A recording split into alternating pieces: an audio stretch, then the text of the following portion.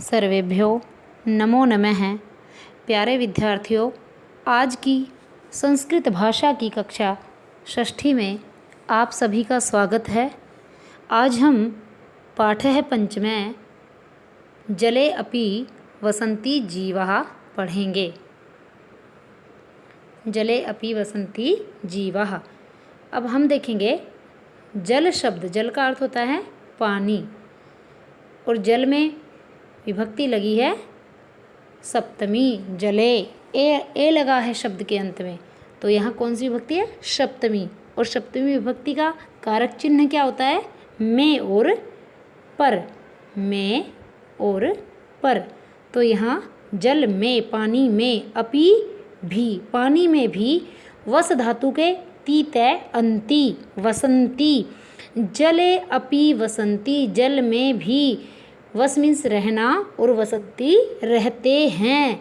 और जीवाः अनेक जीव, जल में भी रहते हैं बहुत से जीव। जीव शब्द जो है वो एकारांत पुल्लिंग शब्द रूप की तरह उसका शब्द रूप चलता है। यहाँ हम जीवः जीवौ, जीवाः बालकः बालकौ बालकाः, इस तरह से इसका शब्द रूप चलता है। तो जीव शब्द जो है जीवाः, वहाँ बहुवचन है, प्रथमा विभक्ति। तो जले अपि वसंती जीवा, जल में भी बहुत से जीव रहते हैं। देखिए यहाँ पे बेटा वार्तालाप है, किस किस में? अध्यापिका है, देखिए अध्यापिका है, और नीचे कुछ बच्चे हैं, सागर, श्रुति, शैलेश, मीनाक्षी, मोहित, कुछ बच्चे हैं। तो ये सभी समुद्र के किनारे घूमने जाते हैं। वहाँ पे इन्होंने जो कुछ देखा उसके बारे में ये सभी आपस में वार्तालाप कर रहे हैं। देखिए अध्यापिका कहती है छात्राः, छात्रे छात्रौ छात्राः, प्यारे विद्यार्थियों, प्यारे बच्चों, आगच्छत आओ, अद्य आज, वयम हम सब, समुद्र तटम समुद्र के किनारे, चलामः चलते हैं। अद्य का अर्थ होता है आज, वयम, वयम शब्द जो है उत्तम पुरुष बहुवचन है, अहम आवाम वयम, और धातु है बेटा चल। चल धातु के आमह लगा है। देखिए आपको पिछली कक्षा में भी बताया था कि जहाँ पे जो पुरुष होगा, जो वचन होगा, उस धातु के साथ उसी पुरुष और वचन का प्रत्यय लगेगा। यहाँ पे वयम जो है वो उत्तम पुरुष बहुवचन है, तो चल के साथ चलामी, चलावे, चलामह, उत्तम पुरुष बहुवचन का प्रत्यय लगा है। तो हिंदी अर्थ बनेगा छात्राः, प्यारे बच्चों, प्यारे छात्रों, आगच्छत आओ, अद्य वयम, आज हम सब समुद्र के किनारे चलामः चलते हैं। हर्षिताः, हर्षिताः का अर्थ होता है खुश होना। हर्षिताः छात्राः, खुश हुए छात्र। समुद्र तटम गच्छन्ति, छात्राः बहुवचन है तो गच्छन्ति बहुवचन आया है इसके साथ, कि सभी छात्र समुद्र के किनारे जाते हैं। सागर, देखो सागर कह रहा है कि मित्राणि, सभी बच्चों को कह रहा है, क्योंकि वहाँ सारे हैं, दो से अधिक हैं। तो मित्रम, मित्रे, मित्राणि, बहुवचन शब्द का प्रयोग हुआ है कि हे मित्रों, तत्र पश्यत, तत्र का अर्थ होता है वहाँ, पश्यत देखो, वहाँ देखो, उसे कुछ दिखा है तो कहता है वहाँ देखो। जले बहवः विचित्राः जन्तवः सन्ति, पानी में, बहवः का अर्थ होता है बहुत से, विचित्राः अनेक प्रकार के, अजीब प्रकार के, अलग अलग प्रकार के, और जन्तवः जीव, सन्ति हैं। कहता है सागर कि हे मित्रों, वहाँ देखो, पानी में बहुत से जीव, बहुत से विचित्र जीव हैं। सर्वे, सभी कहते हैं, सर्वे का अर्थ होता है सभी, सभी बच्चे कहते हैं कि आम, हाँ, आम का अर्थ होता है हाँ, वयम पश्यामः, हम सब देखते हैं। सारे एक साथ कहते हैं कि हाँ हम सब देखते हैं। क्या? कि जल में बहुत से विचित्र जीव हैं। आगे श्रुति कहती है कि अरे, उसे कुछ दिखा है। आश्चर्यजनक शब्द है अरे, एकदम से सभी को संबोधन कर रही है कि अरे, तत्र एकः मत्स्यः दिव्यति, तत्र एकः मत्स्यः दिव्यति। एक है इसलिए तीते अंति का ती आया है। देखो, दिव्य के साथ ती, दिव्यति, चमकती है। मत्स्य है मछली, तत्र वहाँ, एक है एक, कहते हैं वहाँ एक मछली चमकती है। शैलेश है, शैलेश कहता है आम, हाँ, उसने देखा, कहता है हाँ। फिर कहता है कि स कै मत्स्य अस्ति, स वह, मत्स्य के लिए सर्वनाम शब्द का प्रयोग हुआ है सह, वह, कह, कौन सी, मत्स्य है मछली, अस्ति है, वह कौन सी मछली है।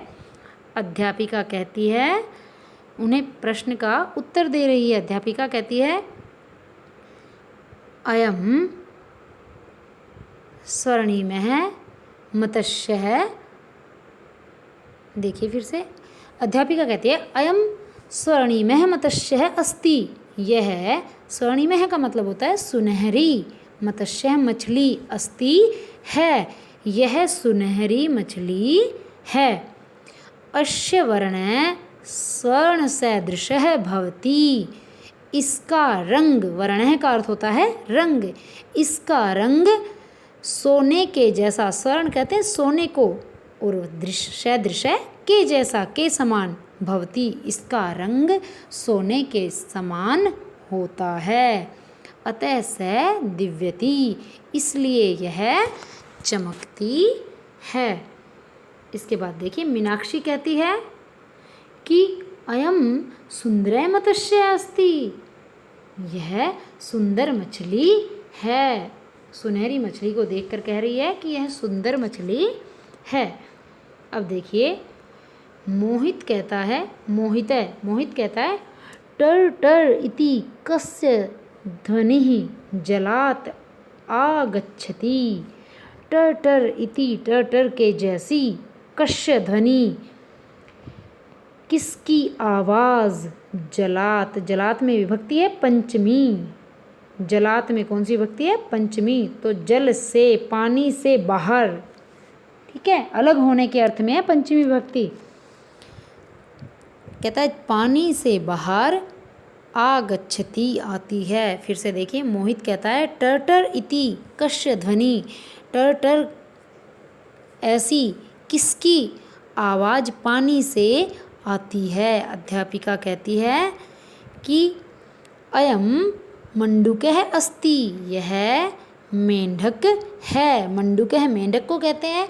अयम का अर्थ होता है यह मेंढक है। सागरः, सागर कहता है किम मंडूकः जले वसति, क्या मेंढक जले, पानी में, और वस मीन्स रहना, वस्ती रहता है, क्योंकि एक वचन की बात की है, यहाँ सिर्फ मंडूक की बात की है, मेंढक की बात है, तो वस के साथ ती आया है, और ज़्यादा थे तो वसंती आ गया था।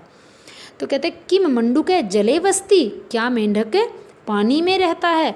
अध्यापिका उसको प्रश्न का उत्तर दे रही है, कहती है मंडूकः तू, मेंढक तो, जले भूमौ, पानी में, भूमौ भूमि पर, च इन दोनों के बीच में आएगा, जले और भूमौ के बीच में च आ जाएगा। च का अर्थ होता है और, तो पानी में और भूमि पर, उभयत्र, उभयत्र का अर्थ होता है बच्चों दोनों जगह वसती रहता है। मेंढक तो पानी में और भूमि पर दोनों जगह रहता है। श्रुति कहती है अन्य दूसरे, के कौन कौन से, जंतवः जीव, जले भूमौ च उभयत्र वसन्ति, दूसरे कौन कौन से जीव पानी में और भूमि पर दोनों जगह रहते हैं। अध्यापिका अब उनको बता रही है कि कच्छपः कछुआ, कुलीरः केकड़ा, च जले भूमौ च उभयत्र वसति। 2 बार च आया है, एक बार च किसके लिए? कछुआ और यहाँ पे कछुआ और कुलीरः केकड़ा, कछुआ और केकड़ा पानी में, और फिर यहाँ पे च आ जाएगा पानी में और भूमि पर, उभयत्र वसतः दोनों जगह रहते हैं। अब देखो वसती वसतः आ गया। वसतः क्यों आया?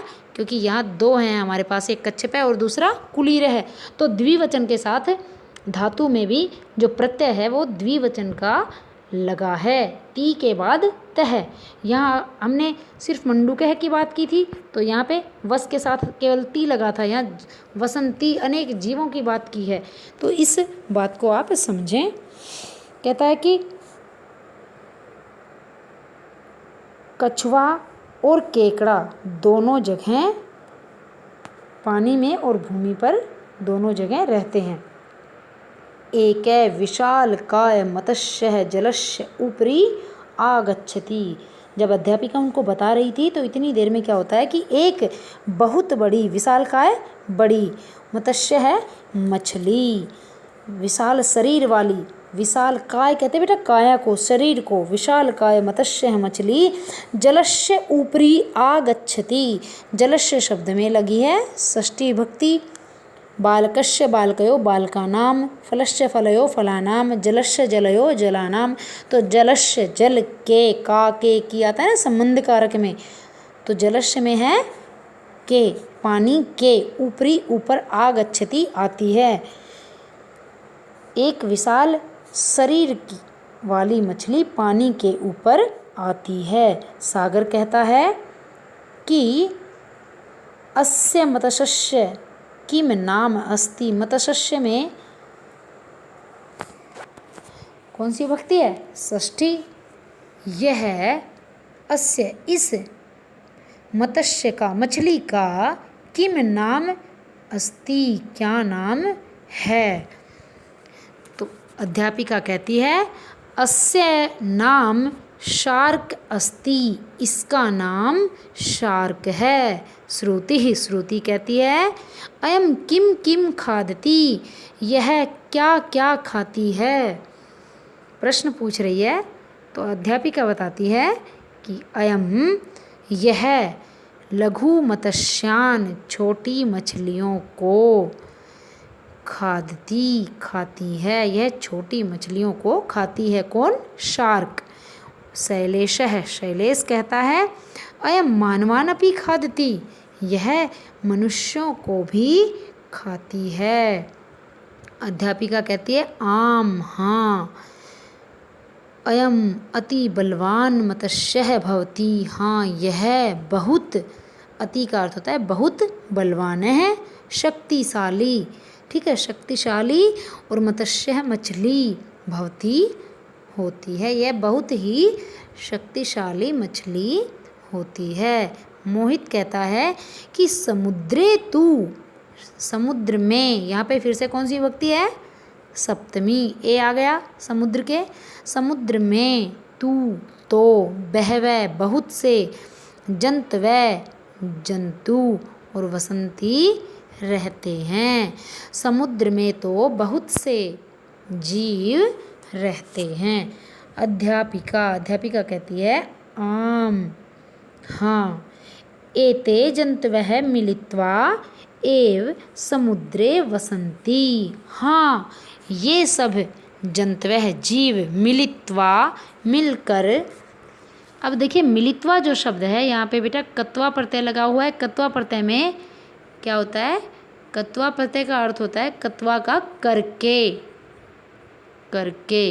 अब यहाँ हम देखेंगे मिल, मिल धातु के कत्वा प्रत्यय लगाए। कत्वा जब प्रत्यय लगाते हैं तो कै का लोप हो जाता है, कै हट जाता है और त्वा शेष बच जाता है। मिल शब्द के त्वा लगा है, मिलित्वा, ई युक्त धातु है ये, तो लेके ई लगी है, मिलित्वा।